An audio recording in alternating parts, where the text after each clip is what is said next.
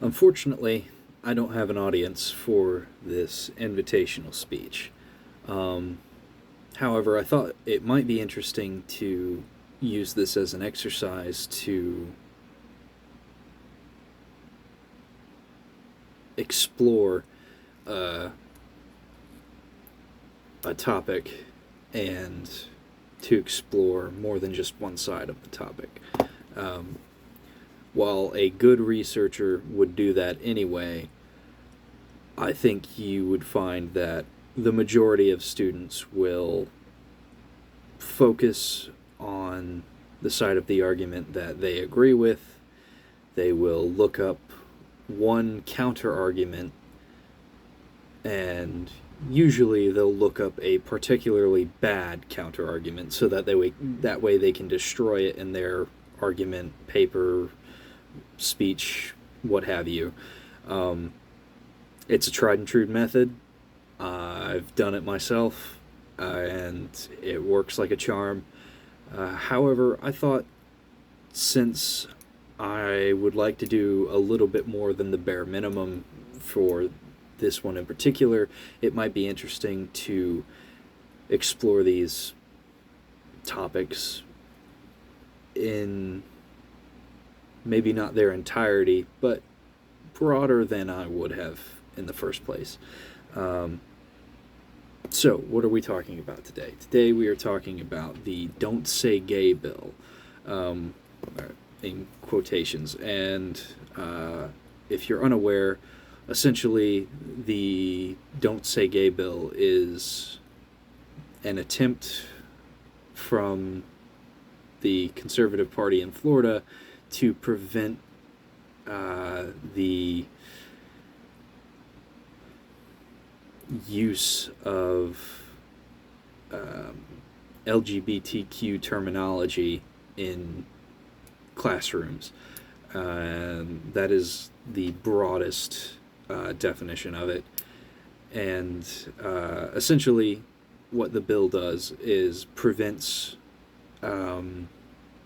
instruction in kindergarten through third grade on the topic of different sexual orientations or gender identities.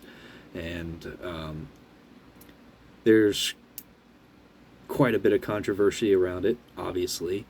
And I think it's a pretty good topic for an invitational speech. And honestly, I'm a little bummed that I wasn't able to wrangle up an audience for this one. But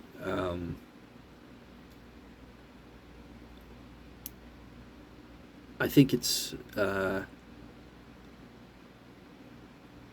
very tenuous subject, and for good reason. It's pretty touchy for just about anyone. Uh, I personally would say that I think censorship is a problem, and I think that there's definitely a time and a place for certain things, but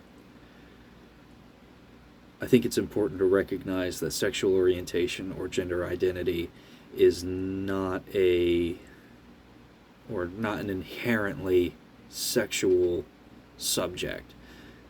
And I think that's hard for quite a few older generations to grasp.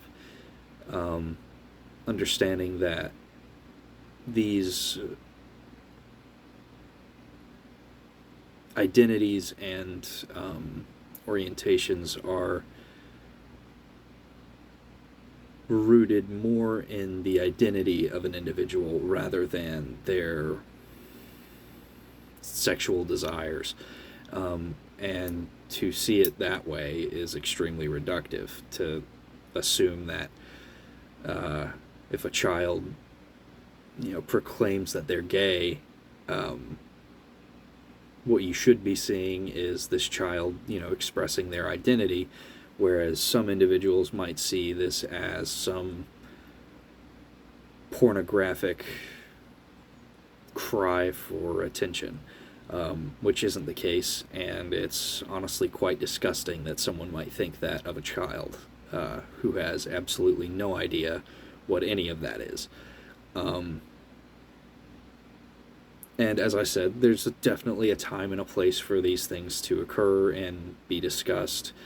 But I don't think that means it should be barred from the classroom. I spent 12 years in school, like many other people. It's extremely telling of a teacher's interest and capability as an instructor to steer the conversation of a classroom. Any teacher who is incapable of controlling their classroom is just not a good teacher. And while I'm not saying or pinning the blame on teachers themselves, I do think they have a large part to play here. I think anyone would understand that. And understanding how large the role of a teacher is in these situations, it's important for them to be properly educated. And if they aren't, it becomes very easy to suppress and undermine the capability of these individuals to express themselves as themselves, regardless of any personal feelings. Children have just as much a right to express who they are as adults do.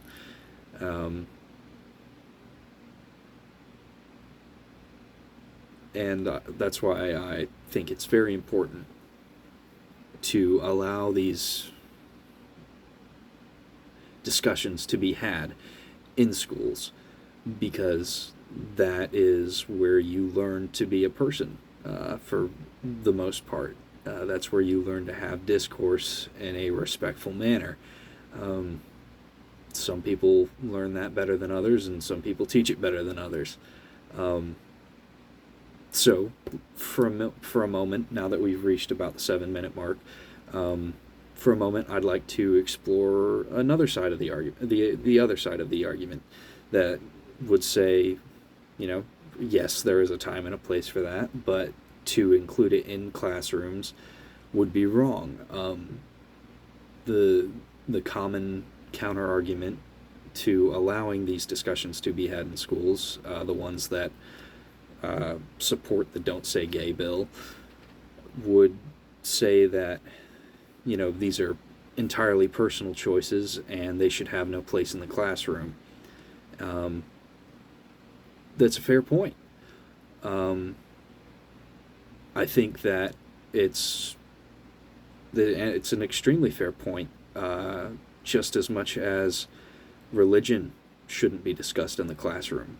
There's a clear separation of church and state, and I am more than willing to see God removed from classrooms because we aren't, pushing personal choices off on people.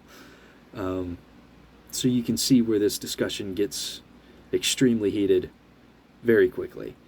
And that's unfortunate that so many people take this issue personally, even if it does affect them personally. However, I think there are plenty of people taking this personally when it doesn't affect them at all. Me, for example, this doesn't affect me because I'm straight. And as much of an ally as I am, at the end of the day, it doesn't keep me from sleeping at night. And so I think it's fairly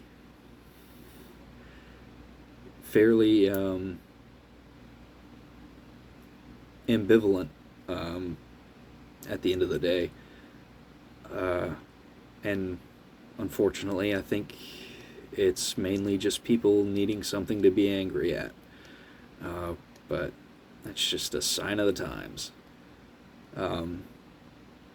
So I'll close with, I think that censorship in any shape or form is reductive, preventative, and destructive. And I think that by preventing